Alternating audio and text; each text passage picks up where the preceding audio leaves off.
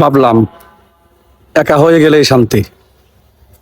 ঠকানোর কেউ নেই, অবহেলা করার কেউ নেই, রাগ করার কেউ নেই, প্রত্যাশা করার কেউ নেই, কষ্ট দেওয়ারও কেউ নেই। তাই মাঝে মাঝে একা হয়ে যাওয়াই ভালো। ভাই বোনের সম্পর্কটা খুবই মধুর সম্পর্ক। ভাইয়ের বিপদে সবার আগে বোন পাশে থাকে, ভাইয়ের কষ্টে সবার আগে বোন কাঁদে। হয়তো তাদের ভিতরে ঝগড়া হয়, অনেক কথা কাটাকাটিও হয়, কিন্তু বোনেরা সবসময় ভাইকে অনেক বেশি ভালোবাসে। প্রত্যেকটা বোনে তার ভাইকে অনেক ভালোবাসে। বন্ধুরা, আপনার মায়ের চিল্লাচিল্লিতে যদি আপনার ঘুম ভাঙে, কখনো বিরক্ত হবেন না, কারণ এটা আপনার সৌভাগ্য যে আপনার মায়ের চিল্লাচিল্লি শুনতে পান।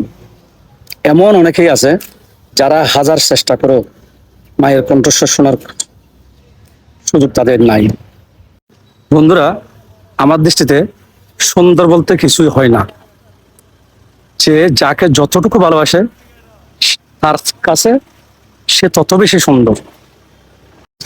প্রতিষ্ঠিত হওয়ার পর সবাই তোমাকে সাহায্য করবে, কিন্তু প্রতিষ্ঠিত হওয়ার সময় কেউ তোমার পাশে থাকবে না, কেউ সাহায্য করবে না। বন্ধুরা, পর কখনো আপন হয় না। যেটুকু হয় সেটা হচ্ছে তাদের ক্ষণিকের স্বার্থের জন্য। যারা ভালোবাসে তারা কখনো কাঁদায় না, আর যারা কাঁদায় তারা কখনো কাউকে ভালোবাসতে পারে না। আমার মা বোনদের উদ্দেশ্যে বলছি, সূর্যের তাপ আর স্বামীর রাগ, এই দুটোকেই কন্ট্রোল করতে শিখুন। কারণ সূর্য না থাকলে দুনিয়া অন্ধকার, আর স্বামী না থাকলে তোমার জীবন অন্ধকার। তুমি এমন ভাবে ঠকালে যেন তুমি পুরোটাই নির্দোষ, আর আমি এমন ভাবে মেনে নিলাম পুরো পৃথিবী জানলো পুরোটাই আমার দোষ। মায়ের পেটের ভাইও কখনো আপন হয় না। যেটা তুমি তোমার বাবার ভাই কাকাকে দেখলে বুঝতে পারবে। যে তোমাকে আঘাত করেছে তাকে একেবারে ভুলে যাইও, কিন্তু যে আঘাত থেকে তুমি শিক্ষা পেয়েছো তা কখনো বলো না। বন্ধুরা, এই সেই ঐতিহ্যবাহী কন্দলের মিষ্টি।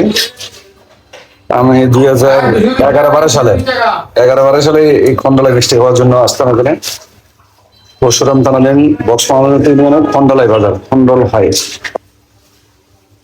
এই যে প্যাকেট দেখুন, এই খন্ডলের বিখ্যাত খন্ডলের স্পন্সর মিষ্টি। আবার এত বছর পরে এসে আবার সৌভাগ্য হলো আমার এই মিষ্টি আছে। সম্ভবত 10-11-12 সালে প্রচুর খেয়েছি এখানে এসে, কিন্তু আবার 25 সালে আবার চলে আসলো। দেখুন, কারো সুযোগ থাকলে এসে খেয়ে যাবেন গরম মিষ্টি স্পন্সর।